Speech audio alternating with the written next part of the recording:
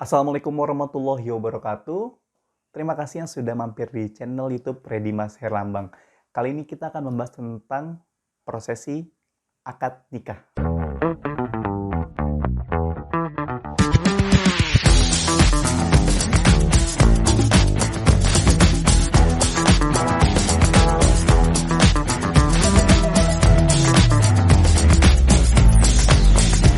Nah, pada prosesi akad nikah kali ini yang harus dipersiapkan apa saja sih? Di sini ada namanya jubir, juru bicara. Juru bicara ini bisa orang tua, bisa ayah dari calon mempelai pria atau calon mempelai wanita, atau bisa om atau perwakilan dari calon mempelai pria maupun calon mempelai wanita yang akan menyampaikan maksud dan tujuan. Kita mulai dulu alurnya dari awal sampai akhir nanti.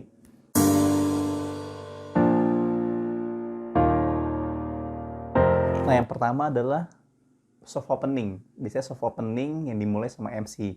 Soft opening ini tujuannya MC mengannounce, memberikan informasi kepada audiens yang hadir, baik yang kalau sekarang bisa ada yang online, jadi hadir secara online maupun secara offline, bahwa acaranya adalah akad nikah antara calon mempelai pria dan calon mempelai wanita, acara di mana, dan prosesinya pada jam berapa dan tanggal berapa.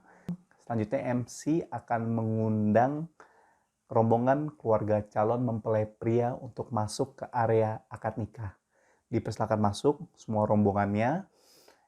Untuk susunan kirap sendiri ini biasanya adalah calon mempelai pria ini diapit sama kedua orang tuanya, lalu juru bicara bisa di samping atau berada di belakang. Nanti ketika sudah sampai, juru bicara baru ke depan untuk menyampaikan maksud dan tujuannya. Dan berikutnya untuk yang prosesi untuk penyambutan dari calon mempelai wanita, itu biasanya kedua orang tua, ayah dan ibu, dan juga didampingin juru bicara. Berikutnya di belakangnya nanti ada kakak atau saudara kandung dari calon mempelai wanita. Setelah sampai, calon mempelai pria sudah sampai, bersiap lagi berdiri dan posisinya sudah dirapikan, barulah MC membuka dengan opening sesungguhnya, dengan Assalamualaikum warahmatullahi wabarakatuh. Terima kasih telah datang ke tempat area akad nikah keluarga besar calon mempelai pria. Dipersilakan untuk menyampaikan maksud dan tujuan yang diutarakan oleh jubir. Isinya apa sih? Isinya ini adalah, yang pertama adalah untuk apakah boleh untuk masuk ke area akad mengantarkan calon mempelai pria, dan maksud dan tujuan yang kedua adalah ingin meminang atau melangsungkan akad nikah dari calon mempelai pria kepada ayahanda atau wali dari calon mempelai wanita. Disampaikan maksud dan tujuannya dari juru bicara calon mempelai pria.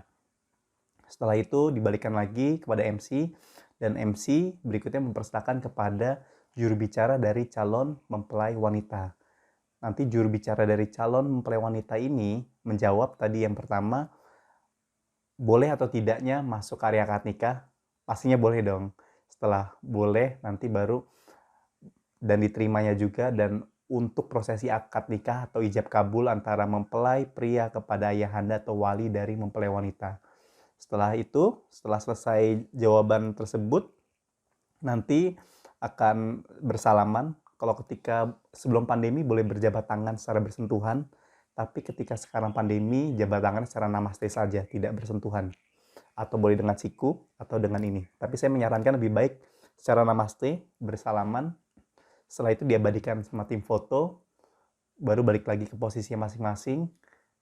Nah, untuk prosesi ini, saya sudah bahas di video saya sebelumnya tentang kata sambutan dari juru bicara. Teman-teman bisa lihat sekilas dulu ya prosesinya di video berikutnya.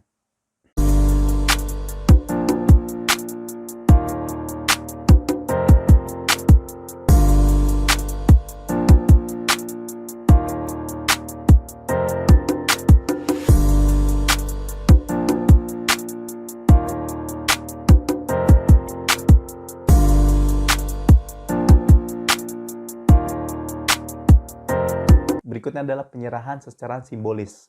Apabila ada seserahan yang dibawa dari mempelai pria diberikan kepada mempelai wanita.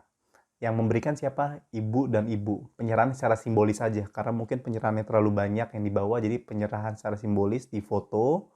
diabadikan sama tim foto, dan selanjutnya apabila dari mempelai wanita ingin ada tanda kasih yang diberikan kepada mempelai pria, boleh diabadikan di momen itu juga. Karena kenapa dikasihnya pas ketika sebelum ijab kabul? Karena ini prosesi sebelum ijab kabul jadi lebih sakral, jadi penyerahan secara simbolisnya. Ini berupa tanda kasih yang diberikan dari kedua keluarga dan diterima.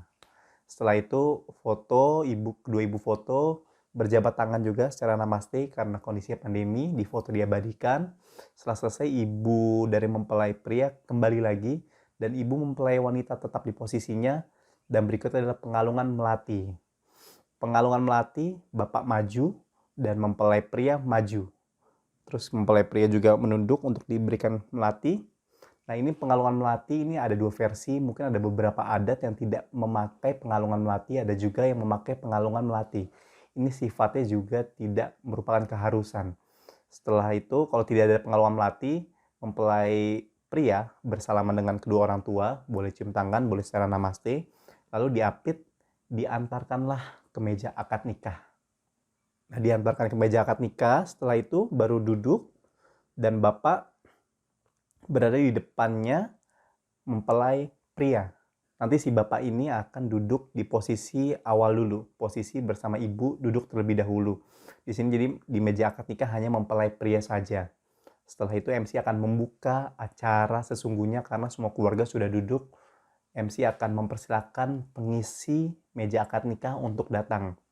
Yang pertama adalah wali nikah atau ayahanda dari mempelai wanita yang akan menikahi kepada mempelai pria. Ayahanda dipersilakan untuk datang. Terus saksi nikah dari kedua saksi pria dan wanita duduk, dan berikutnya adalah penghulunya wajib untuk datang. Dan berikutnya adalah penghulu untuk duduk. Nah, biasanya mempelai wanita ini dihadirkan dengan beberapa versi. Yang pertama adalah disandingkan atau tidak disandingkan. Kalau disandingkan, ini ada dua versi lagi.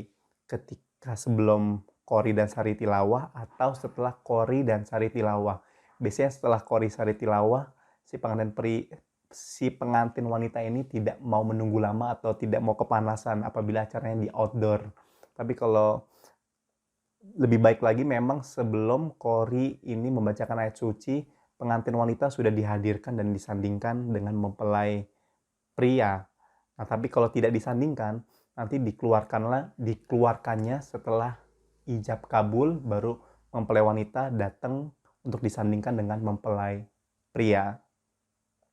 Nah, kita ngambil konsep yang untuk disandingkan dan mempelai wanita datang sebelum qori. Jadi setelah semua pengisi meja akad sudah berkumpul, baru MC memanggilkan untuk mempelai wanita untuk hadir dan disandingkan kepada calon suaminya. Baik, kita undang untuk calon mempelai wanita untuk dapat hadir menuju meja akad yang telah kami sediakan.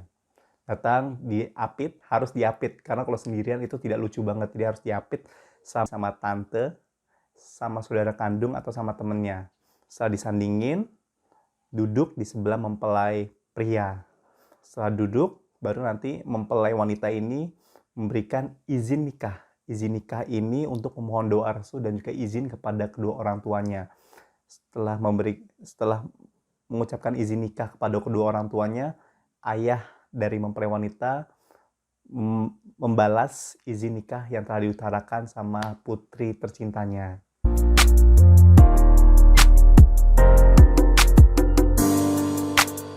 Setelah izin nikah selesai, baru MC akan mempersilakan untuk qori untuk melantunkan ayat suci Al-Quran. Suratnya seperti apa nanti sesuai kesepakatan antara keluarga yang mau dilantunkan surat apa. Boleh ada qori dan sari tilawah, boleh juga qori aja. Jadi memang prosesi qori ini agar menambah hikmat dan khusyuk prosesi akad nikah tersebut. Setelah qori melantunkan, balik lagi ke MC, dan MC mempersilakan kepada penghulu untuk prosesi ijab kabul.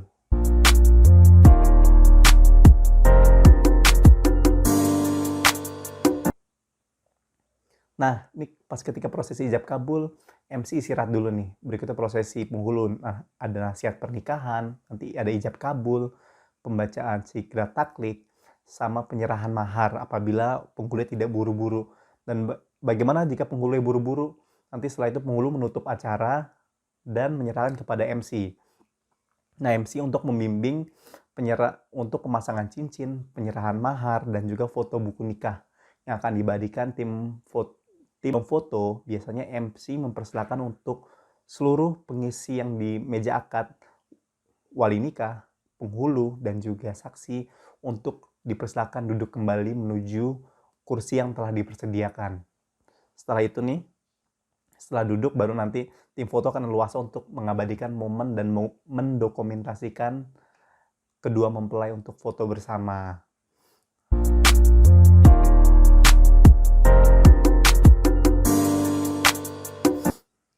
Nah, ini ada setelah foto, biasanya MC akan memimpin sungkeman.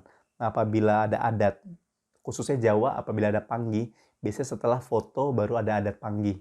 Isi di adat panggi tersebut itu nanti ada pecahan telur, membasuh kaki, dan prosesi panggi lainnya termasuk sungkeman.